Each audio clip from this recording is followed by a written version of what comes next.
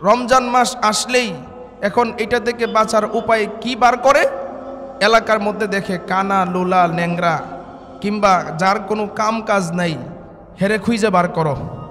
খুঁজে বার কইরা কয় তোরে ৫,০০০ টাকা দিমু, তুই মসজিদে বইয়া আল্লাহ আল্লাহ করবে, তোরে এই সেহরির টাইমেও খাবার দিমু, ইফতারেও দিমু, আবার আগ্রাইতেও খাবার দিমু, তুই খাবি আর ঘুমাবি আর আল্লাহ আল্লাহ করবি। আবার এতেকাফ যখন শেষ হইব তখন তোরে ৫,০০০ ১০,০০০ টাকা দিয়ে দিমু। এই টাকা দিয়া কি এতেকাফ আদায় হবে? সকলে আওয়াজ দিয়ে বলেন, টাকা দিয়া যদি এতেকাফে বসায় তাহলে এতেকাফ আদায় হবে? মাসআলা পৃথিবীর কোনো মুফতি এই ফতোয়া দিতে পারবে না যে টাকা দিয়া এতেকাফে বসাইলে মহল্লার হক আদায় হবে। কারণ আমিও তো মুফতি ইফতা পড়ছি। কোনো মুফতি এই ফতোয়া দিতে পারবে না যে টাকা দিয়ে যদি এতেকাফে বসায় তাহলে মহল্লার হক আদায় হবে, বরংস গুনাহ হবে। বরংস কি হবে? গুনাহ হবে। এতেকাফ হচ্ছে ৩ প্রকার। এতেকাফ কয় প্রকার? ৩ প্রকার। একটা এতেকাফ হচ্ছে ওয়াজিব, দ্বিতীয় নাম্বার এতেকাফ হচ্ছে সুন্নতে মুআক্কাদা অর্থাৎ সুন্নত, তৃতীয় নাম্বার এতেকাফ হচ্ছে নফল এতেকাফ। আর সবচাইতে খুশির ব্যাপার যেটা, সেটা হলো যে ব্যক্তি এতেকাফে বসবে সে শবে কদর পাবেই পাবে ইনশাআল্লাহ। সুবহানাল্লাহ। নবীজি শবে কদর তালাশ করতে গিয়া পুরা রমজান মাস এতেকাফ করেছেন। সুবহানাল্লাহ বলেন। এতেকাফ করা হচ্ছে সুন্নতে মুআক্কাদা কিফায়া, অর্থাৎ আমরা মহল্লাবাসী যারা আছি পুরা মহল্লা থেকে যে কোনো একজন এতেকাফে বসতেই হবে। যদি এতেকাফে না বসে তাহলে পুরা মহল্লাবাসী গুনাহগার হয়ে যাবে। মাসআলা ভালো করে বুঝেন, পুরা মহল্লা থেকে যদি একজনও এতেকাফে না বসে তাহলে পুরা মহল্লাবাসী কি হয়ে যাবেন? গুনাহগার হয়ে যাবেন।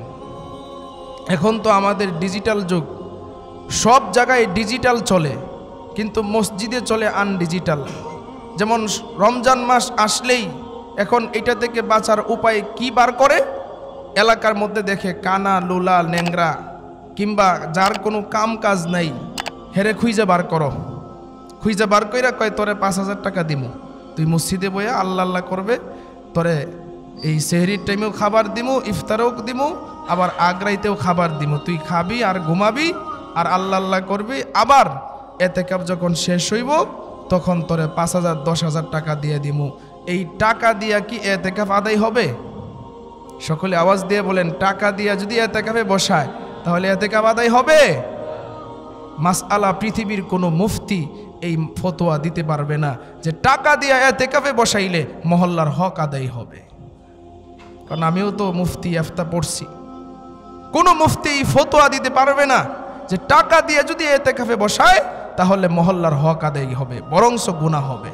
বরংস কি হবে? গুনাহ হবে। তাহলে বলতেছিলাম, শবে কদর পাওয়ার জন্য দ্বিতীয় মাধ্যম হলো রমজান মাসের শেষ 10 দিন কি করা? এতেকাফ করা। এতেকাফ হচ্ছে 3 প্রকার। এতেকাফ কয় প্রকার? 3 প্রকার। একটা এতেকাফ হচ্ছে ওয়াজিব, দ্বিতীয় নাম্বার এতেকাফ হচ্ছে সুন্নতে মুআক্কাদা অর্থাৎ সুন্নত, তৃতীয় নাম্বার এতেকাফ হচ্ছে নফল এতেকাফ। ওয়াজিব এতেকাফ কোনটা? যদি আপনি মান্নত করেন যে আমার যদি এমন কোনো কাজ হয় কিংবা একটা কোনো কাজের জন্য আপনি আল্লাহর কাছে মান্নত করলেন, আমার এই কাজটা যদি পুরা হয় তাহলে আমি 5 দিন অথবা 10 দিন অথবা 3 দিন আল্লাহ আমি এতেকাফ করব। আপনার কাজ যদি পুরা হয়, যেহেতু আপনি আল্লাহর কাছে মান্নত করেছেন, আপনার কাজ পুরা হইলে আপনার উপরে এতেকাফ করা ওয়াজিব হয়ে যায়। এতেকাফ করা কি হয়ে যায়? ওয়াজিব হয়ে যায়।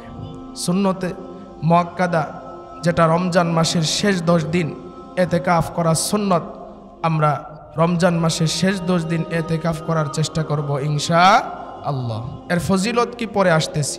নফল এতেকাফ হচ্ছে যে কোনো, যেমন রমজান মাসে যদি আমরা শেষ 10 দিন এতেকাফে বসতে না পারি, অন্তত 3 দিনে যদি বসি তাহলে এটা নফল এতেকাফ হবে। অর্থাৎ অনেক সময় আমরা যে মসজিদে ঢুকি এতেকাফের নিয়ত কইরা মসজিদে ঢোকা কি সুন্নত, এটাও একটা নফল এতেকাফের মধ্যে পড়ে। তাহলে আমরা মসজিদে যদি কিছু সময় অবস্থান করি এতেকাফের নিয়তে, এটা নফল এতেকাফ। এই এতেকাফ হলো 3 প্রকার। আর রমজানের শেষ দশকে যে ব্যক্তি এতেকাফ করবে তার জন্য ফজিলত হচ্ছে আল্লাহ তাআলা তার গুনাহগুলি মাফ করে দিবে সুবহান। আর সবচাইতে খুশির ব্যাপার যেটা, সেটা হলো যে ব্যক্তি এতেকাফে বসবে সে শবে কদর পাবেই পাবে ইনশাআল্লাহ সুবহান। শবে কদর পাবেই, তার শবে কদর মিস হবে না। কিন্তু আফসোস আজকে আমরা ব্যস্ততার কারণে ইবাদত বন্দিগিগুলার দিনগুলাকে রাতগুলাকে হেলায় খেলায় নষ্ট করতেছি। কথা ঠিক না বেঠিক বলেন? হেলায় খেলায় নষ্ট করতেছি। তো এই জন্য আমরা মহল্লাবাসী এখানে যারা আছে, আমি গত জুমায় এটা বলে দিয়েছিলাম এতেকাফের কথা, আমরা চেষ্টা করব রমজানের শেষ 10 দিন এতেকাফ করার জন্য। যারা এতেকাফে আমরা বসবো আজকেই আসরের নামাজের পরেই আমরা বেডিং এরপরে কাপড় চোপড় নিয়ে মসজিদে অবস্থান করব। আলহামদুলিল্লাহ এই বছর আমিও এতেকাফে বসবো। আর 2 জন হাফেজ সাহেবের মধ্যে একজন ছোট যে হাফেজ সাহেব সেও ইনশাআল্লাহ এতেকাফে বসবে। সকলেই বলেন আলহামদুলিল্লাহ। তো আমরা মহল্লাবাসী যারা আছি আমরা ইনশাআল্লাহ যারা এতেকাফে বসবো আসরের নামাজের পরেই আমরা মসজিদে এসে অবস্থান করব। রাজি আছি তো ইনশাআল্লাহ? একটু কোরবানি করেন, কোরবানি করলে আপনার অনেক সওয়াব আমল নামায় আল্লাহ দিয়ে দিবে।